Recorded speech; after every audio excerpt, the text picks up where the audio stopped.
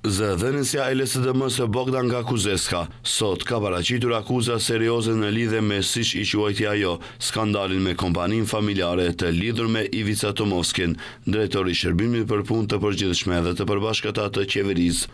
Kuzeska tha se një kompani në të cilën marrin pjesë të afërm të Tomovskit ka fituar gjithsej 161 tender në vlerë prej rreth 5.3 milion euro.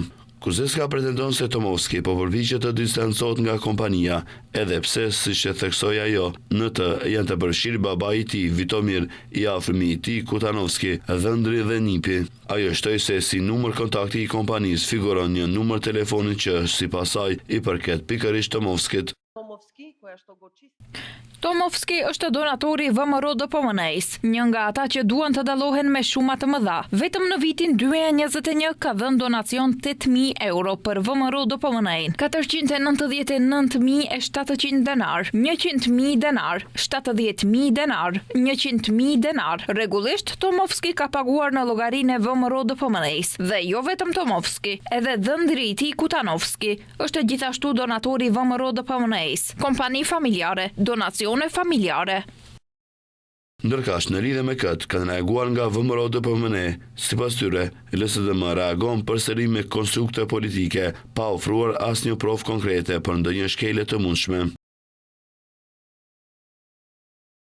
Është çështje logjike elementare që Tomovski nuk ka autoritet, asnjë pjesëmarrje në procedurat e prokurimit publik dhe asnjë vendim zyrtar që mund të lidhet me tenderët. Kjo është një situatë faktike qartësisht e verifikueshme.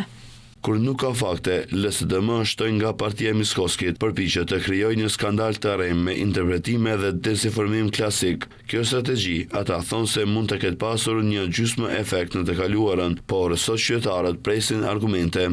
Ndërkohë, LSDM kërkon nga Komisioni Shtetëror për Parandalimin e Korrupsionit edhe nga Prokuroria Publike të hapin hetim për konflikt të mundshëm interesi dhe korrupsion në majën e qeverisë së udhëhequr nga, siç thon, Christian Miskoski.